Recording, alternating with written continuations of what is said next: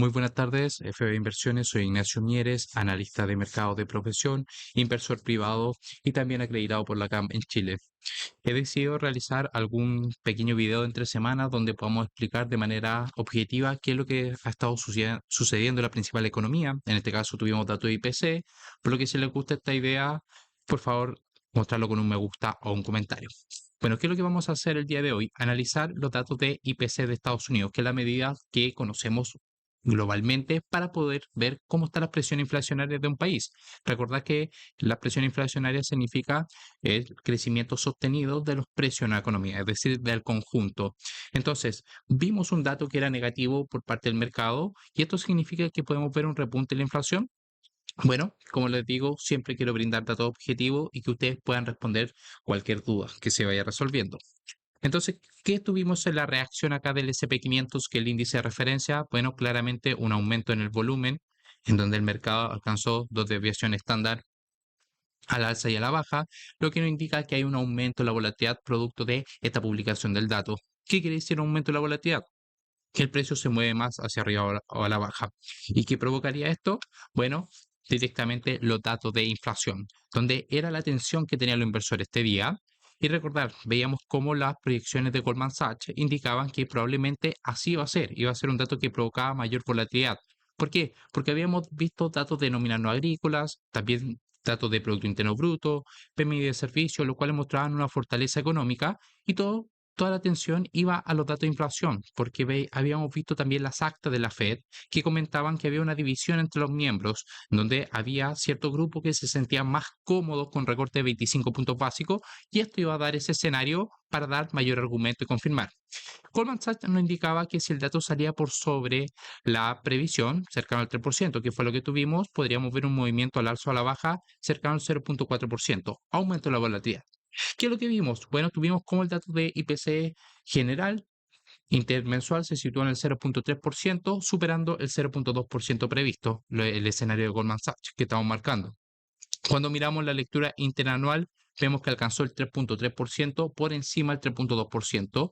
Y cuando vemos el IPC general, es decir, quien contempla todos los datos de la economía, se situó en el 2,4, superando el 2,3% esperado. Es decir, todas las métricas principales mostraron un alza, indicando mayores presiones inflacionarias.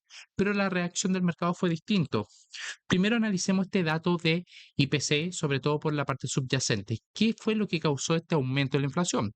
Bueno, en la gráfica de Zero Hedge nos muestra claramente que vemos un aumento de los precios de alimentos, principalmente las carnes, aves, pescados y huevos, que subió un 0,8%.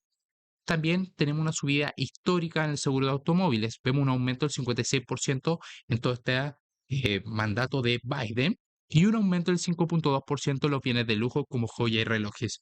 Esos han sido los principales eventos que han mostrado mayor alza de presiones inflacionarias. También seguimos viendo cómo los transportes y servicios mantienen siendo un escenario bastante preocupante, al menos a corto plazo, que ha estado generando presiones inflacionarias en el país. Recordar, la principal forma que tienen las autoridades monetarias para contener la presión inflacionaria es con una política monetaria restrictiva. Y acá uno empieza a entender esta dinámica que mostró el mercado, en donde una política monetaria restrictiva puede restringir los ingresos de las empresas y debe ajustar sus valoraciones.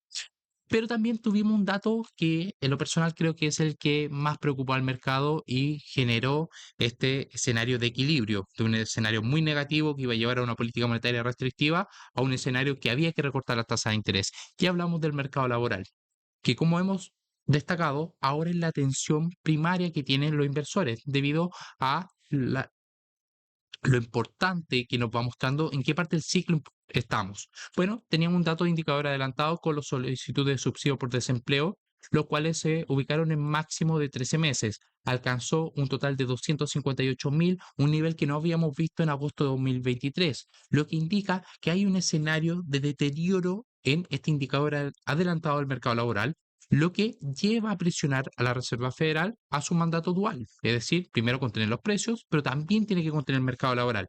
Vimos ligera alza en la presión inflacionaria, pero un fuerte daño en el mercado laboral, por lo que se equilibra más hacia la área del recorte. Entonces, Cuando miramos las condiciones laborales, seguimos viendo que la media de 4 semanas, acá tenemos un aumento. Y esto es lo preocupante, lo habíamos visto en agosto cuando se había activado la regla SAM, en donde había preocupaciones en torno al ciclo económico de Estados Unidos. Cuando hacemos un análisis de este dato, vemos que en Michigan vimos como despido de Stellantis pudo también traer este escenario estacional de ver un mayor deterioro. También vemos cómo los aumentos por el lado de la huelga en Boeing generaron también presiones al mercado laboral y seguimos viendo también cómo temas por la catástrofe que se están viendo a nivel de los huracanes pudo generar este fuerte repunte en el deterioro del mercado laboral con la solicitud de subsidio por desempleo. ¿Qué datos más tenemos? Bueno, pudimos ver que este día un aumento en el rendimiento de los bonos a 3 meses. Recordar, esta es la referencia que hace que la Fed logre actuar. Bueno, veíamos un repunte, pero ligeramente una baja, lo que va indicando que con este deterioro del mercado laboral no hay mucho escenario en que pueda actuar la Reserva Federal en torno a la política monetaria. También cuando miramos la curva de tasas, seguimos viendo cómo la curva de tasas se ha desinvertido, en donde ahora el mercado tuvo una ligera aumento, es decir, los bonos a 10 años subieron en rendimiento en comparación con los bonos a 2 años, lo que indica estas perspectivas que se mantienen estables. Por lo que podemos traducir todo esto en que el objetivo que tienen los fondos de futuros monetarios tras esta entrega de datos es que la tasa de interés hay un aumento de las probabilidades de que podamos ver un recorte de 25 puntos básicos en la reunión de noviembre. Si bien esto tuvo una ligera disminución con los datos, se mantienen las mismas perspectivas con un enfoque en el mercado laboral. Entonces, para traducir todo este problema que hemos estado viendo, vemos cómo la inflación con los costos de servicio, alimento y transporte siguen presionando a esta métrica clave que presiona a la Fed con los datos de IPC. El mercado laboral también, con este aumento en los solicitudes de subsidio por desempleo, aunque fue parcialmente influenciado por sectores temporales, también pone el ojo en la mira por parte de los inversores en la parte del ciclo económico.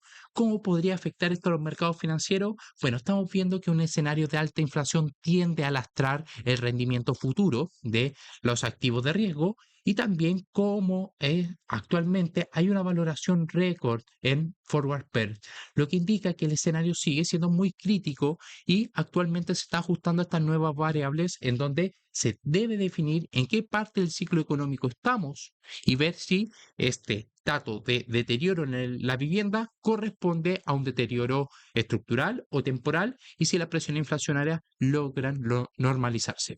Bueno, esta es la dinámica que vimos el día de hoy. Recordad, si te gustó, dejar un me gusta y un comentario.